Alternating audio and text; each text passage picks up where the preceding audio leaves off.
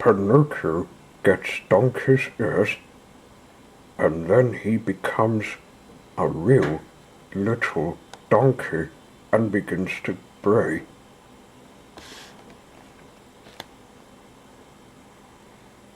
What was this surprise? I will tell you, my dear little readers. The surprise was that Pinocchio, when he woke, scratched his head, and in scratching his head, he discovered. Can't you guess the least little bit what he discovered? He discovered, to his great astonishment, that his ears had grown by several inches. You know that the puppet from his birth had always had very small ears, so small that they were not visible to the naked eye. You can imagine what he felt when he found that during the night his ears had become so long that they seemed like 2 brooms. He went at once in search of a glass that he might look at himself, but not being able to find one, he filled the basin of his washstand with water, and he saw, reflected, what he certainly would never have wished to see. He saw his head embellished with a magnificent pair of donkey's ears.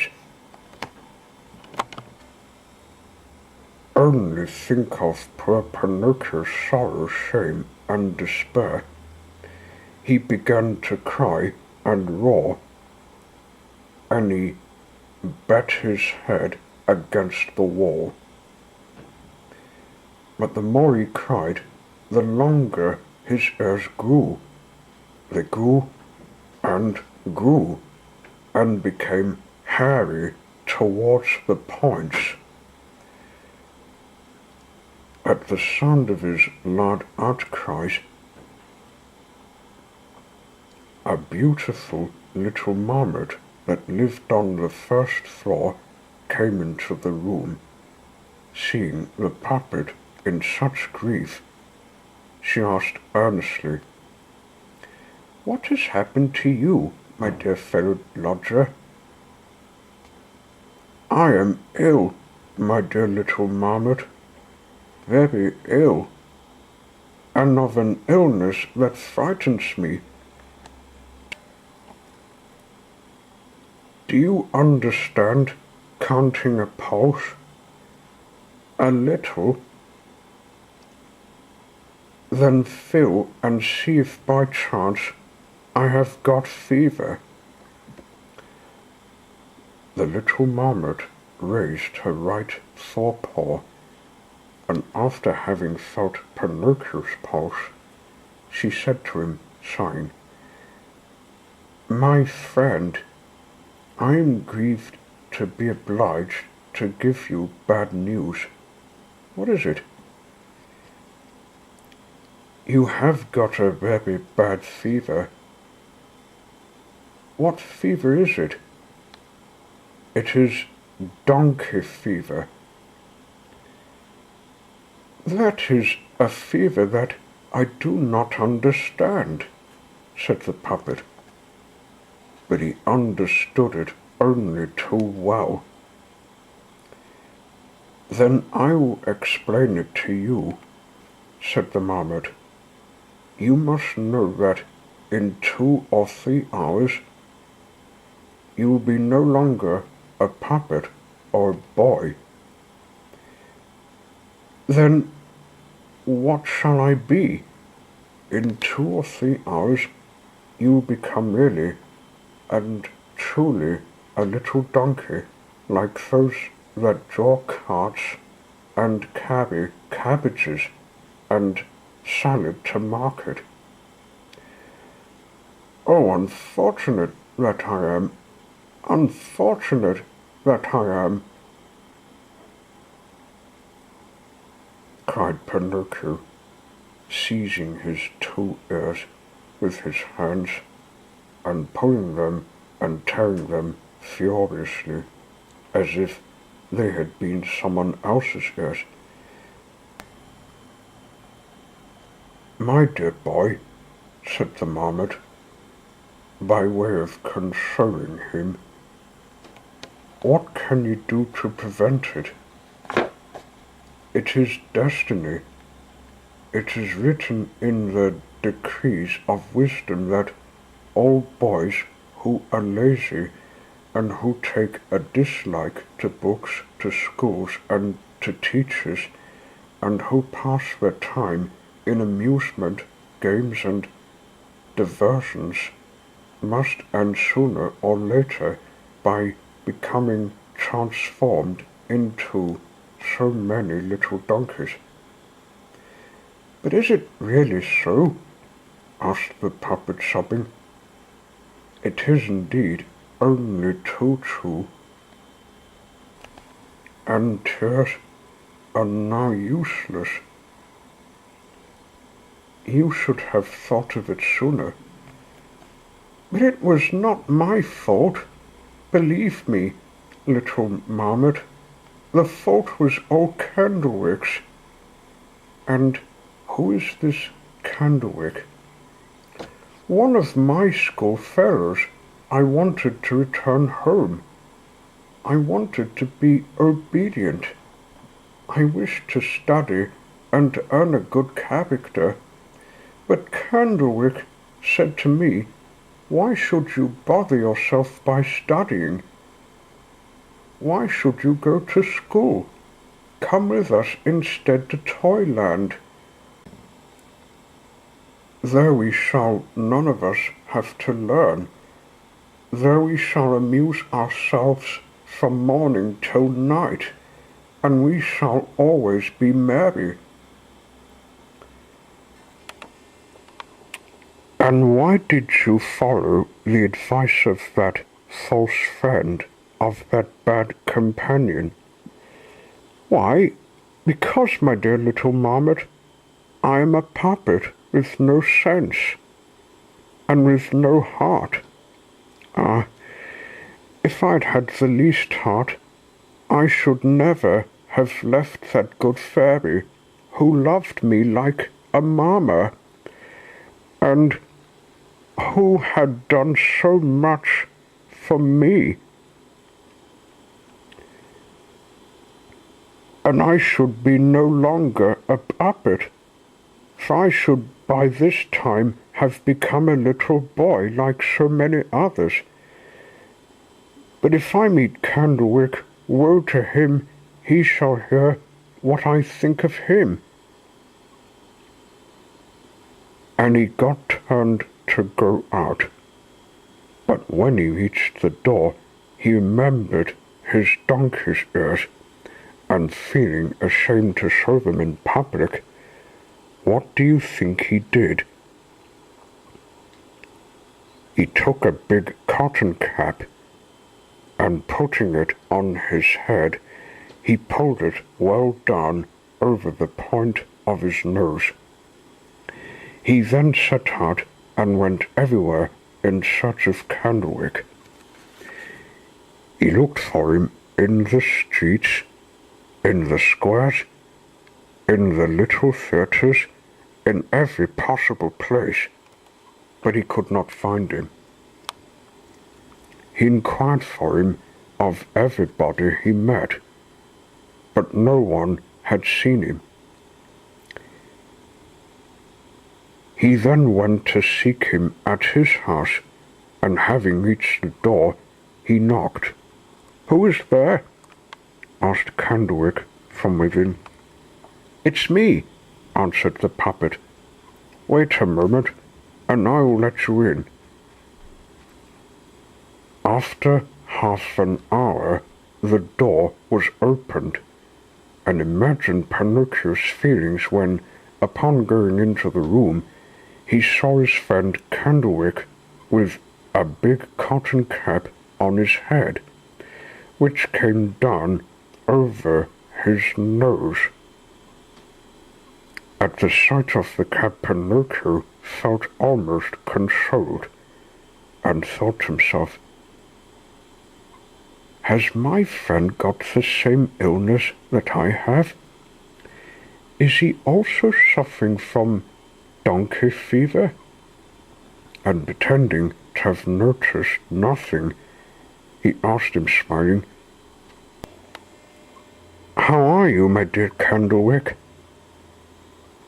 "Very well, as happy as a mouse in a Parmesan cheese." "Are you saying that seriously?" "Why should I tell you a lie?" "Excuse me, but why then do you keep that cotton cap on your head which covers up your ears?" "The doctor ordered me to wear it because I have hurt his knee." "And you, dear puppet, why have you got on that cotton cap pulled down over your nose?" "The doctor prescribed it because I have grazed my foot." "Oh, poor Pinocchio! Oh, poor Candlewick!" After these words, a long silence followed, during which the two friends did nothing but look mockingly at each other. At last, the puppet said, in a soft, persuasive voice to his companion, "Satisfy my curiosity, my dear Candlewick. Have you ever suffered from disease of the ears?" "Never." "Have you?" "Never. Only since this morning one of my ears ached." "Mine is also paining me." "You also? And which of your ears hurt you?" "Both of them." "And you?" "Both of them." "Can we have got the same illness?" "I fear so." "Will you do me a kindness, Candlewick?" "Willingly, with all my heart." "Will you let me see your ears?" "Why not? But first, my dear Pinocchio, I should like to see yours." "No, you must be the first." "No, my friend, first you and then me." "Well," said the puppet, "let us come to an agreement, like good friends. Let us hear it." "We will both take off our caps at the same moment. Do you agree?" "I agree." "Then attention." And Pinocchio began to count in a loud voice. 1, 2, 3. At the word 3, the two boys took off their caps and threw them into the air. And then a scene followed that would seem incredible if it was not true. That is, that when Pinocchio and Candlewick discovered that they were both struck with the same misfortune, instead of feeling full of mortification and grief, they began to prick their ungainly ears and to play 1,000 antics. And they ended by going into bursts of laughter, and they laughed and laughed and laughed until they had to hold themselves together. But in the midst of the merriment, Candlewick suddenly stopped, staggered, and changing colour, said to his friend, "Help! Help, Pinocchio! What is the matter with you? Alas, I cannot stand upright any longer." "No more can I," exclaimed Pinocchio, tottering and beginning to cry. And whilst they were talking, they both doubled up and began to run round the room on their hands and feet. And as they ran, their hands became hoofs, their faces lengthened into muzzles, and their backs became covered with a light grey, hairy coat, sprinkled with black. But do you know what was the worst moment for these two wretched boys? The worst and the most humiliating moment was when the tails grew. Vanquished by shame and sorrow, they wept and lamented their fate. Oh, if they had but been wiser! But instead of sighs and lamentations, they could only bray like asses. And they brayed loudly and said in chorus, "Hee-haw! Hee-haw!" Whilst this was going on, someone knocked at the door, and a voice outside said, "Open the door. I am the little man. I am the coachman who brought you to this country.